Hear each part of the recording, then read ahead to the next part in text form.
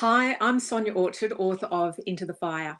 Into the Fire is the story of Lara, a woman in her mid-30s pregnant with her first child, and the story starts a year after her best friend Alice died in a house fire. Alice had a few mental health issues, and Lara feels guilty that she could have done more to support her friend and that she was somehow complicit in her friend's death.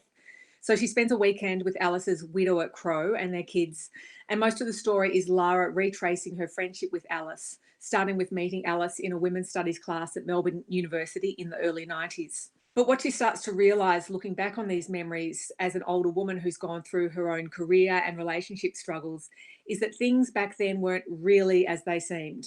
She starts to question the narrative that she originally believed about her and other people's lives. And she starts realising that an entire different set of events had taken place without her even being awake to what was going on. By the very end, she makes quite a shocking revelation, which really rewrites how she sees her entire life. I was writing the book at a point in my life when I was beginning to look at things that had happened earlier in my life and see them in a new light. Even simple things like chatting with my brothers after my father died and noticing how differently we remembered the same incidents. We'd all created our own narratives of what had happened. There had also recently been a court case running regarding some incidents that had taken place decades earlier at my school. And it was really shocking remembering how certain things that had happened at school had seemed okay at the time, but now looking back on them, they most definitely weren't okay. And then while I was writing the book, the Royal Commission into Institutional Child Sex Abuse was running. And like so many people, I found that so disturbing. And I also really marveled at how many narratives came undone under closer inspection. I think I always knew on one level that I was writing about these kinds of things. I definitely knew I was writing a woman's story. I was writing about feminism and motherhood and women navigating issues of gender and power. Friendship wasn't something I was initially interested in focusing on, and that almost came about by accident. I was more interested in how women support or don't support each other. Some women feel like they're on a stronger team if they stand with the men. I think some women do this without even realizing it. Especially for women in past generations, power could often only be accessed via a man. Most women couldn't be socially powerful in their own right, so it just came naturally to a lot of women to do this. So that's where my interest in friendship came from. I wanted to look at the relationship between women and how these relationships can be affected when powerful men enter the scene. It's extraordinary and shocking and saddening that I feel like the issues I was writing about in Into the Fire are still very much unresolved issues that women are having to protest about. These women in Canberra, and I was one of them protesting in Melbourne, weren't out campaigning for equal pay or reproductive rights, which are very important topics, but simply asking to be heard and believed and valued. A man's statement of denial is still often much more powerful and untouchable than a female's allegation.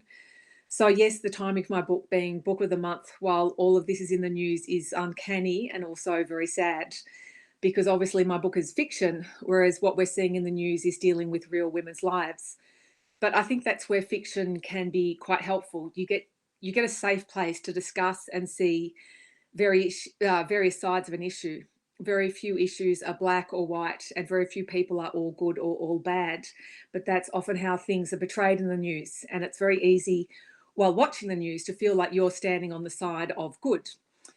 In the news, issues get very polarized, whereas in a novel, you can really spend time with your characters and explore complex social situations. You see that good people do bad things and bad people do good things.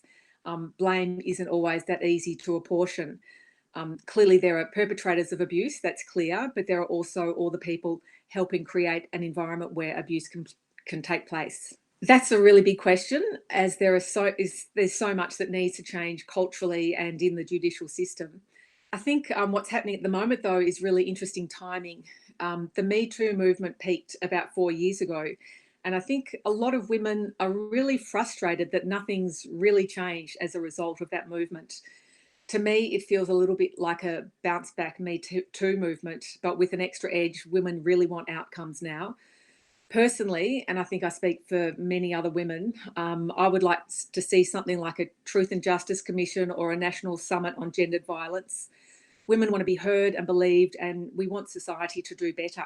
We want women and young girls to feel safe, supported, and unafraid because at the moment they don't. Another thing, while seeing that my two female characters had a very problematic friendship, I hope that readers also realised that if the two women had really stood together, things would have played out very differently. Their friendship was very difficult toward the end, but really they could have been each other's strongest allies through life. And for me, that is one of the real tragedies of the story. I really hope I prompt people to interrogate themselves, interrogate their own behaviour, their loyalties, look at where they've turned a blind eye and let bad behaviour slide in the interests of maintaining the status quo. Because there's a lot of that happening among the characters in my book, and the consequences are quite tragic. When terrible things happen to people, it's rarely a simple situation between just the people involved. There's often an environment or an institution that's fostering the culture and allowing the behaviour to happen. So I'd hope readers will come away and think about where they've been complicit in maintaining a poor culture, poor standards. And this includes things like who you vote for, and think about how these choices you've made may have indirectly really affected others. You can order Into the Fire right now from booktopia.com.au.